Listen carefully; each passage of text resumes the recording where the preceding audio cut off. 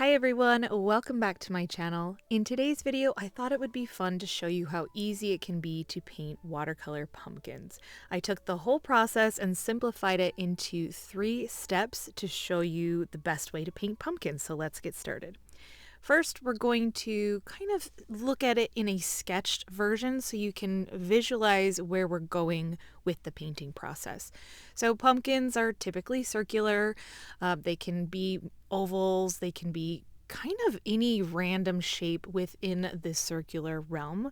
They have a stem and they have a center section that is also long, kind of like an oval. And as the sections come out from that center section, as we're going to be painting them, they're going to be more moon-shaped and they're going to get thinner as we get farther away from the center because the perspective is curving around and we're seeing less of each of the most sections. Important part to getting the perspective right when painting pumpkins is to make sure that the center section is the longest by just a little bit. So each of the sections on the sides are going to start a little bit higher and end a little bit higher than the center section. The only thing is you don't want it to end too high. So in this example, it's ending too high. That's going to be too much distance between those sections. But you also don't want your sections to end at the same level. So just make sure that your sections on the outside of the center section start a little bit higher than the section before and end a little bit higher than the section before it as well. And that will become clearer as we paint it. So let's just jump into the painting process. I'm using a size 4. I'm painting these on the tinier side. I love painting tiny. And I'm mixing together an orange using cad yellow and magenta. I'm also using Arches watercolor paper. Now this is my center section of my pumpkin, and this is going to determine the shape and the size and the height of my pumpkin. So whatever height you want, whatever roundness you want, if you want it to be a really wide pumpkin, you'll make that center section a lot bigger and wider. If you want it to be very thin, it will be thinner. So this is step 1, painting the sections. We'll start with that center section and then very carefully leaving a little bit of white space to represent the sectioning part of the pumpkin. We're going to paint the more moon shapes on either side of that center section. So like I mentioned at the beginning of the video, we're going to start these outer sections a little bit higher than the section before. So since the section before was the middle section, we start it a little bit higher, we end it a little bit higher than the bottom of that center section, and then we repeat, making each of the more outer sections thinner as we finish the shape of the pumpkin. Then paint a few bumps along the top to connect everything and represent the sections in the back of the pumpkin. Now we're going to step 2 of painting a pumpkin, and that is creating highlights and shadows. We are going to create highlights by lifting some of our color out, which is what I just did, using a damp brush without any color on it. I can lift some of the color out, tap it on my paper towel, and continue lifting more out. I have decided to lift the color from the right side of my pumpkin, and therefore I'm going to focus my shadowy colors on the left side of my pumpkin. We don't need to use black for our shadows. We can just use a deeper, more punchy variation of the same orange for our shadows.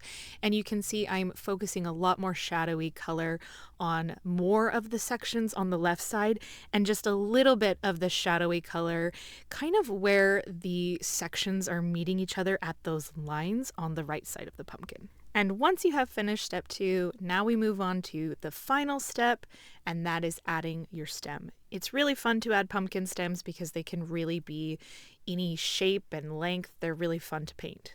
Use a green or a brown for your stem. I'm using sap green mixed with a little bit of magenta to create some moodiness, tucking some of this color between the sections where it's meeting the pumpkin. And then you can just leave it like that. You can create any shape you want for your stem, or you can add some fun little tendrils and vines coming off of your pumpkin stem. Just make sure that you're using very light pressure so that this portion is not very thick. Kind of ruins the illusion if the tendrils are really thick, so you can switch to a smaller brush or just use the very tip of your brush with light pressure. Don't be afraid of disconnected lines. I think the disconnectedness also makes it feel really thin, which can be nice. And then you can just kind of tap the shape of your brush to create some rough leaves, and then that's it. There's your pumpkin. We're going to do this a few more times so you can see some different variations and you can see how I apply it with different colors, and so that you can watch the process again, because it's kind of quick. These are quick, easy, takes you a couple of minutes, but the effect overall is so nice. So this is more of a bluish green pumpkin. I'm using some of that green that was on my palette and added some cerulean to it. Again, starting with that center section and then coming out. I'm making sure that my outer sections are starting just a tiny bit above, ending a tiny bit above, and I'm leaving the white space to represent the sections. If some of your white space gets lost, that's okay. Don't worry too much about the white space if it gets lost. I would wait for your painting to completely dry, and then when you're adding some of that shadow color, you can create some of that dimension and the look of the sections in the pumpkin with some of those darker colors. And you can see on the right side, I kind of went more lumpy with this pumpkin, and I think that's really fun. Pumpkins come in some pretty funny shapes, so they don't have to be perfectly circular. I think it's really fun when they're not perfectly circular. And then phase 2, we are lifting color out and we are adding just that same color, that same greenish blue that I used for the base color. I added it back in on the left side. So it's a fun trick of watercolor too. When everything is still wet, you can use the same color to kind of tap back in as your paint starts to dry, and it creates a darker look. So that's all I did for the shadows on that one. And then I added a more simple brown, more on the brown side stem, curved it over to the left, and I'm finished with that pumpkin. Now we're going to make a taller pumpkin. So you can see this center section is a lot longer and more narrow so that it's not awkward when I make this a tall pumpkin. You can't really make the outer sections thinner to create a tall pumpkin if the center section is not also tall and thin to begin with. And you can see here too that I don't need to keep the white space perfectly open in every part of it. Even if there's a sliver of some white space showing, but I am accidentally connecting it in another space, I think it still looks really nice. As long as you can see generally the sections between them, I wouldn't worry too much about it. It's a loose interpretation of a pumpkin, right? We aren't really painting with a lot of detail here. It's just supposed to be fun. So now we can add our stem, and we're going to move on to the next pumpkin. And this one I wanted to show you how to make it even wider. So my center section is a little bit wider, but it's definitely more of a teardrop shape because I'm also making it squat. So if I was making it a wide pumpkin that was also tall, I wouldn't have to make it so teardroppy, but because it is a more squat and wide pumpkin, I need to have that first shape really represent that. Then all of the other shapes almost have a guide. So I know exactly where to place them because I know that, higher rule of how to place the sections. And I already have that first section as the shape. And so everything kind of really comes together on its own. And if you're moving quick enough too, I don't know if you noticed on this last pumpkin, once you place the shapes, you can use more of a damp brush or even a brush with a little bit of pigment on it to finesse some of the shapes so everything is even or how you want it. There's a lot of movement that can happen while the paint is still wet to get the pumpkin shapes how you need it before you can move on to the next step, which is the highlight and the shadow. I really love how the highlights and the shadows turned out on this one. I think it makes the right side of the pumpkin look really bright to have more shadow on that left side. And then I thought it would be really fun because this one's more squat to go really long with my stem, and I placed it quick enough that it blended in. Now this pumpkin on the bottom, I wanted to show you how if you wanted to go even looser with it and not focus so much on exact shapes, you could create that same feeling of a center section and coming circular and having smaller slivers on the side and leaving a bit of white space here and there, lifting some paint out for a highlight, adding shadow, and you could get the same effect with a more looser feel. Also for this one, I thought it would be fun to add some of the bumps from like the warty pumpkins that are out there. So I just used straight magenta in a very thick concentration so that it would stay while my pumpkin was still wet, and then added some deeper, more magenta shadows to this one as well. I really, really love how this one turned out. Added a more simple stem because this one has a lot going on with the warts and the texture and the shape of it all.